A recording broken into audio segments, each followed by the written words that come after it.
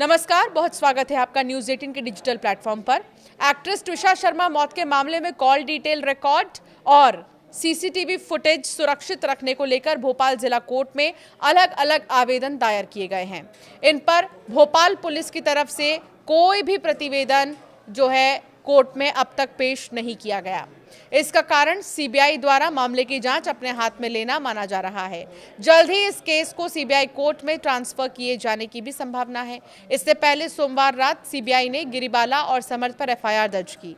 इसमें दहेज में पैसों की डिमांड होने की बात मानी गई है। जानकारी के अनुसार ट्विशा के परिवार की ओर से वकील अंकुर पांडे ने भोपाल कोर्ट में सीडीआर सुरक्षित रखने के लिए आवेदन दिया है, तो वहीं गिरिबाला सिंह की ओर से सीसीटीवी फुटेज सुरक्षित रखने को लेकर एप्लीकेशन दी गई है। दोनों ही आवेदनों पर सुनवाई तय की गई। उधर बता दें कि ट्विशा की जिस जिम्नास्टिक बेल्ट से कथित तौर पर फांसी लगाने का दावा किया जा रहा है, वो बेल्ट दोनों बार पोस्टमार्टम करने वाली मेडिकल टीम को नहीं दिखाई जा सकी। इसी को लेकर सवाल उठे तो डीसीपी विकास कुमार शहवाल ने कहा, उस बेल्ट को पुलिस ने जब्त कर लिया था। पहले पोस्टमार्टम के बाद बेल्ट डॉक्टर को परीक्षण के लिए सौंपा गया था।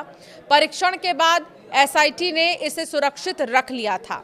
बेल्ट को 7 दिन पहले सागर की फॉरेंसिक लैब भेजा गया था। दिल्ली एम्स की मांग के बाद भोपाल पुलिस ने एफएसएल और साइबर सेल को इस बारे में पत्र लिखा। सीबीआई की टीम सोमवार को भोपाल पहुंची। एजेंसी ने कटारा हिल्स थाने में पहले दर्ज एफआईआर को री रजिस्टर कर ट्विशा के पति समर्थ सिंह और सास रिटायर्ड जज गिरिबाला सिंह के खिलाफ केस दर्ज किया। पुलिस जांच में 20 लाख रुपए की बात सामने आई है, अतिरिक्त मांगने की बात सामने आई। इसी आधार पर सीबीआई ने दहेज मृत्यु का मामला दर्ज किया।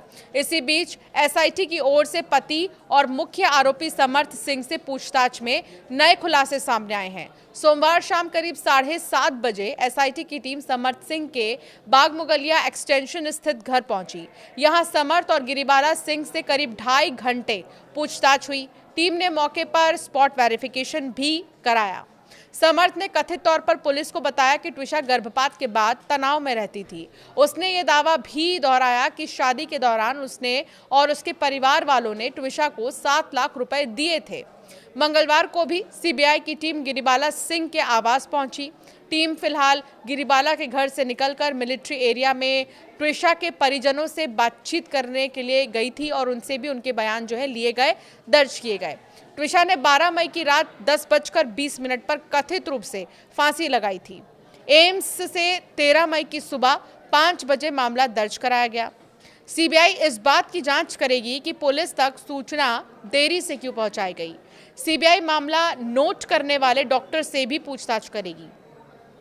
ट्विशा के परिजन आरोप लगा रहे थे कि केस को प्रभावित करने की नीयत से गिरिबाला सिंह और उनके बेटे ने समय पर पुलिस को सूचना नहीं दी। समर्थ अस्पताल में ट्विशा की मौत की पुष्टि के बाद घर लौट आया था। ट्विशा के परिजन का आरोप था कि इस दौरान समर्थ ने साक्ष्यों को प्रभावित किया। परिजन ने आशंका जताई थी कि क्रिमिनल लॉयर होने के कारण उसने क्राइम सीन पर हेरफेर किया। इस बात की पुष्टि सीबीआई की एफआईआर में भी हुई है। पुलिस को सूचना देने में अतिरिक्त देरी की गई थी। सुप्रीम कोर्ट ने खुद नोटिस लेते हुए सोमवार को इस केस की सुनवाई की। चीफ जस्टिस सूर्यकांत ने कहा कि मीडिया पीड़ित या दूसरे परिवार के बयानों के पीछे ना भागे और मामले को कानून के मुताबिक आगे बढ़ने दिया जाए। हम न्यायपालिका की निष्पक्षता पर सवाल उठने से दुखी हैं। सुप्रीम कोर्ट में मामले की सुनवाई के दौरान मध्य प्रदेश सरकार की ओर से पेश सॉलिसिटर जनरल तुषार मेहता ने आरोप लगाया था कि ट्विशा की सास और पूर्व जज गिरिबाला सिंह जांच में बाधा डाल रही हैं। हाईकोर्ट ने आरोपी सास और रिटायर्ड जज गिरिबाला सिंह को नोटिस जारी किया। ये नोटिस राज्य सरकार और ट्विशा के पिता नवनिधि शर्मा की याचिका पर जारी हुआ है। पिटीशन में ट्रायल कोर्ट से मिली गिरिबाला सिंह की अग्रिम जमानत का विरोध भी किया गया। सोमवार को सुनवाई के दौरान सरकार की ओर से पेश महाधिवक्ता प्रशांत सिंह ने कहा, गिरिबाला जांच में सहयोग नहीं कर रही हैं। गिरिबाला के वकील मृगेंद्र सिंह ने कहा, ये कहना गलत है कि हम जांच में सपोर्ट नहीं कर रहे हैं। हमें पिटीशन के दस्तावेज नहीं मिले, इसलिए जवाब दाखिल करने के लिए समय चाहिए। मौत के 12 दिन बाद जाकर पोस्टमार्टम हुआ था। 24 मई को भोपाल एम्स में दिल्ली एम्स की टीम ने ट्विशा की डेड बॉडी का दोबारा पोस्टमार्टम किया। इसके बाद शाम को मौत के 12 दिन बाद ट्विशा का भदभदा शमशान घाट में अंतिम संस्कार किया गया। भाई मेजर हर्षित ने उन्हें मुखाग्नि दी।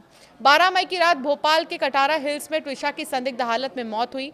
ससुराल पक्ष इसे आत्महत्या बता रहा है, जबकि मायके पक्ष ने पति और ससुराल वालों पर हत्या का आरोप लगाया है।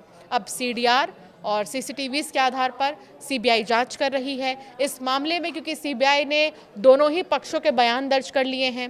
पोस्टमार्टम रिपोर्ट जो भी सामने आएगी उसके आधार पर यह पता चलेगा कि आखिर ट्विशा के साथ हुआ क्या था, क्योंकि मायके पक्ष ये कह रहा है कि हत्या है, तो ससुराल पक्ष का कहना है कि पहले से ही तनाव में रहती थी ट्विशा, इसलिए उसने आत्महत्या की थी। अब ये तो समर्थ सिंह और गिरिबाला ही बता पाएंगे कि आखिरी कॉन्वर्सेशन उनका था क्या, उन्होंने क्या बातचीत की थी, किस बात को लेकर हुई थी। फिलहाल दोनों पर मामला दर्ज किया गया है। दहेज को लेकर 20 लाख अतिरिक्त जो मांग है उनकी थी, इस बात की पुष्टि हुई है। अब देखना होगा कि इस मामले में और क्या कुछ सामने आता है।